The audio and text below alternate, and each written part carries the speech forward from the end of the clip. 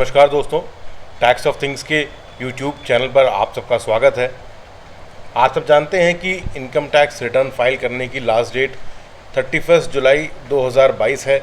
ऐसे लोगों के लिए जिनको अपने बुक्स का ऑडिट नहीं कराना, या जो लोग अपना सैलरी वाला ITR फाइल करते हैं, या जो लोग ITR 2 या ITR 4 यूज़ करते हैं।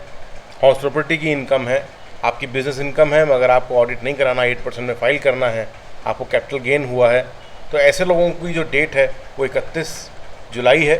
और ऐसे में आपको ये भी जानना होगा कि अगर हमारी इतनी इनकम आ रही है तो उस पर टैक्स क्या बनेगा, लमसम टैक्स क्या बनेगा। उसके लिए गवर्नमेंट ने एक टूल दे रखा है आपको आना है इनकम टैक्स इंडिया की इंडिया ई-फाइलिंग की साइट के ऊपर, और यहाँ पर आपको नीचे मिल जाएगा टैक्स कैलकुलेटर का ये tool.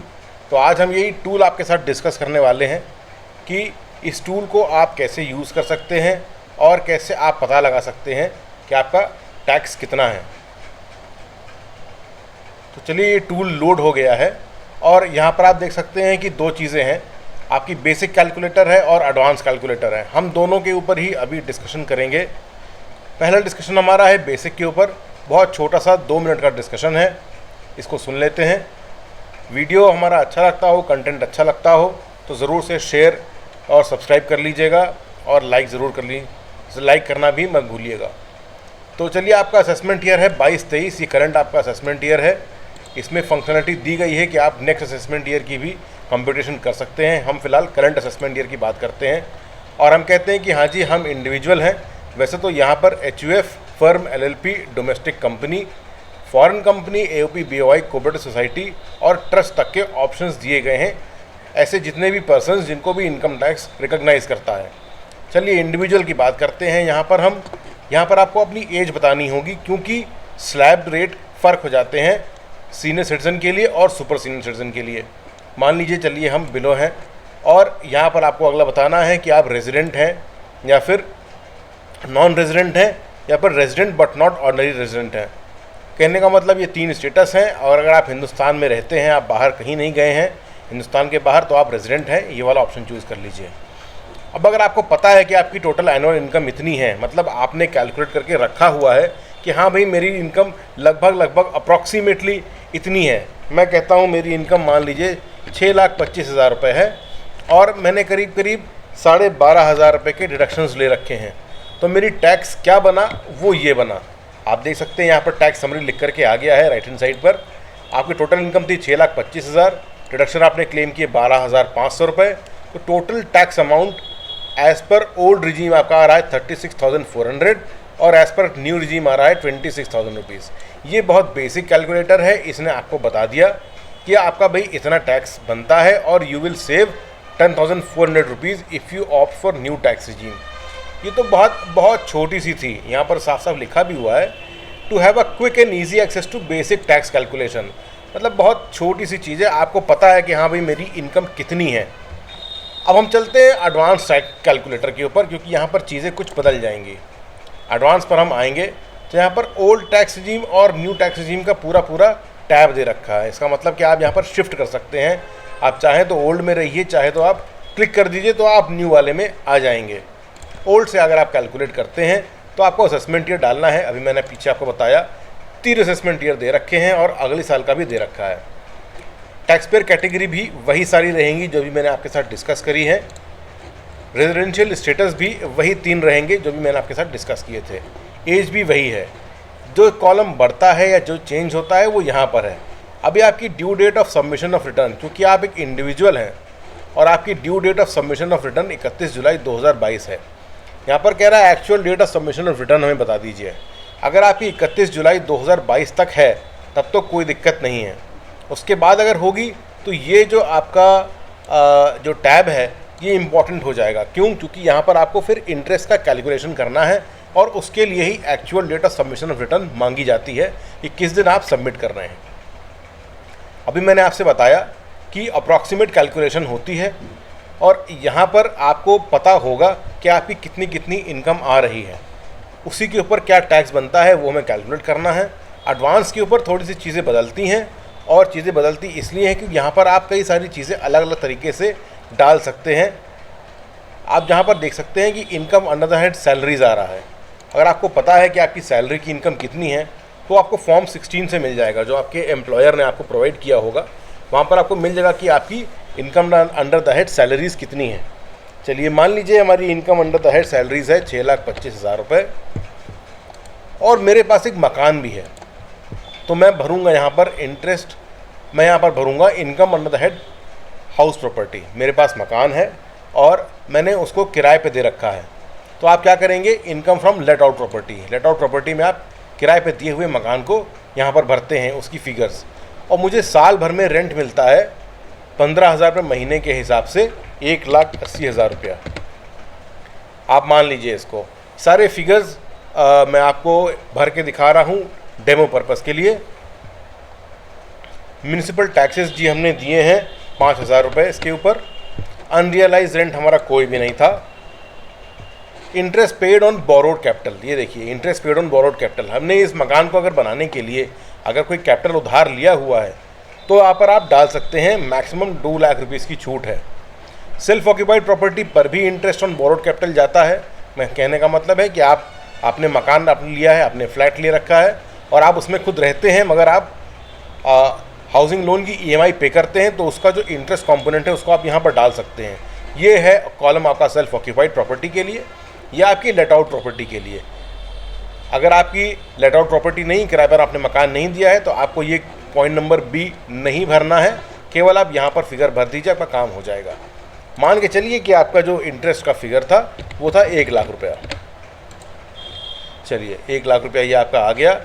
Provide income in detail, यहाँ पर देखिए इसने ऑटोमेटिकली भर दिया है कि 22,500 रुपये भी आपकी टैक्सेबल इनकम है, जो कि हाउस प्रॉपर्टी के अंदर टैक्सेबल होगी।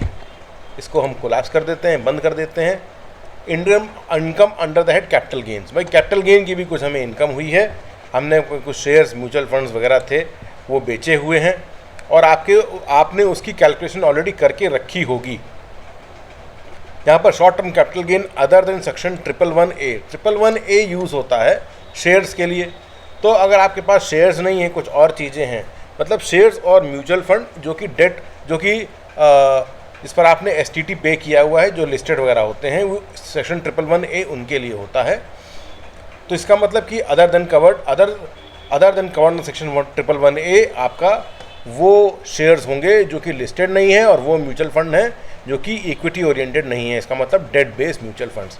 तो आपने कैलकुलेशन कर रखा है और यहाँ पर आप वो फिगर्स डाल सकते हैं कि हाँ भाई मुझे डेट वाइज कितना कितना हुआ। इसको अगला आपका आता है कि 111A वाला बता दीजिए। अभी मैंने आपको बताया है equity oriented mutual fund plus shares जो कि लिस्टेड हैं, STT पे करके आए होते हैं आप लोग।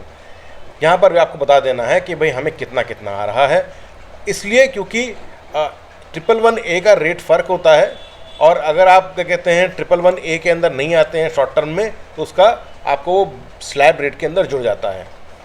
लॉन्ग टर्म कैपिटल गेन जो होता है वो 20% होता है नॉर्मली, लेकिन अगर सेक्शन 112A अगर आप यूज़ कर रहे हैं, ये भी होता है equity oriented mutual fund plus आपका शेयर्स जो कि स्टॉक मार्केट पे लिस्टेड हैं और STT पे कर देते हैं आप, उनकी भी आप देख सकते हैं टैक्स रेट फ़र्क है।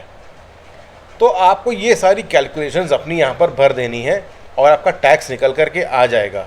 मैं आपसे फिर कह रहा हूँ, आपको खुद ही अपनी इनकम निकालनी होगी। उसको इनकम को ब्रेकअप जब आप यहाँ पर देंगे, उस हिसाब से आपका वो टैक्स कैलकुलेट कर देगा।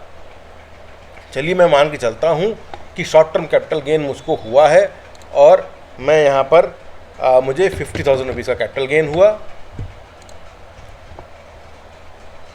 ये अदर देन कैलकुलेट कर रहा हूँ मैं, अदर देन 111A 50,000 रुपये का यहाँ मुझे यहाँ पर फ़ायदा हुआ, 50,000 रुपये का मुझे यहाँ पर भी फ़ायदा हुआ। Long term capital gain 40 to 20%, इसका मतलब कोई आपने प्रॉपर्टी वगैरह बेची थी उसका है, इसको छोड़ दीजिए। शेयर्स ये लॉन्ग टर्म वाले हैं, मान लीजिए यहाँ पर भी मुझे 25,000 रुपये का फ़ायदा हुआ। तो आपका जो टैक्स निकल करके आएगा वो 1,25,000 है कैपिटल गेन वाला। PGBP का भी आपको इसी तरीके से डालना है। प्रिजम्पटिव इनकम 3 सेक्शंस के अंदर दी गई होती हैं, तो प्रिजम्पटिव इनकम आपको यहाँ पर डाल देनी है। आपको जो भी आपका टर्नओवर है उसके ऊपर आपको 8% या 6% लगा देना है। वो फिगर आप यहाँ भरेंगे। अदर इनकम फ्रॉम बिजनेस और प्रोफेशन, इसका मतलब कि जो आप प्रिजम्पटिव में नहीं ले रहे हैं वो वाली इनकम, इसको मैं छोड़ देता हूँ क्योंकि यहाँ पर बहुत बेसिक इन्फॉर्मेशन भरनी है। Income under the head other source, यहाँ पर आपको क्या क्या देना है। Income from savings bank interest, यहाँ पर देखिए इंटरेस्ट है आपकी सेविंग्स बैंक अकाउंट का। अदर इंटरेस्ट इनकम, इसका मतलब कि FDR वगैरह की इनकम या आपकी कोई बॉन्ड है, डिवेंचर है, उसका यहाँ पर आपको इंटरेस्ट इनकम लेना है। कैलकुलेट आप कर लेंगे कि मेरा इंटरेस्ट कितना है और फिर यहाँ पर आपको डालना है। ये टूल आपको केवल टैक्स ही कैलकुलेट करेगा। Winning from lottery, crossword puzzles etcetera यहाँ पर डाल देना है।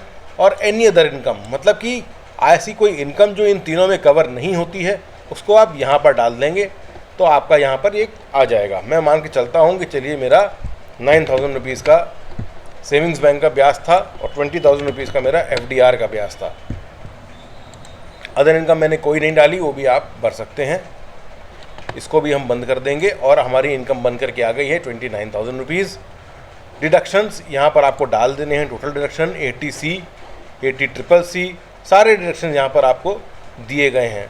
80D, 80G, 80E, 80EE, TTA, 80TTB और एनी अदर डिडक्शन के लिए यहाँ पर अपने लिए मेंशन कर दीजिए जिस तरीके से आपको यहाँ पर डालना है। 1.5 लाख रुपए तो पूरा हम यहाँ पर लिख दे रहे हैं ओनली फॉर डेमोन्स्ट्रेशन पर्पसेस, और बाकी अगर आपकी और कोई होगी तो आप ज़रूर से यहाँ पर लिख सकते हैं। कोई और आपको ऐड करनी हो डिडक्शन तो इसको आप यूज़ करेंगे और यहाँ पर ऐड कर लेंगे आप। तो चलिए इसको भी हम कोलैप्स कर देते हैं और देखते हैं नीचे की क्या बन करके आया। हमारी जो टैक्सेबल इनकम बनी वो 6,51,500, मगर आपको देखना है टैक्स एट नॉर्मल रेट तो 27,800 रुपया हुआ, मगर टैक्स एट स्पेशल रेट भी है। किस वजह से है? वो है कैपिटल गेन के लिए।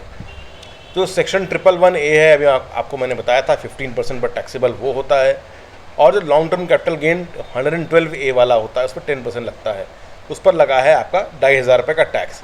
ये जो कॉलम आप देख रहे हैं ये टैक्स का कॉलम है, इनकम का कॉलम नहीं है। मतलब 27,800 रुपये किस तरीके से कैलकुलेट किया गया है वो ये डिटेल है।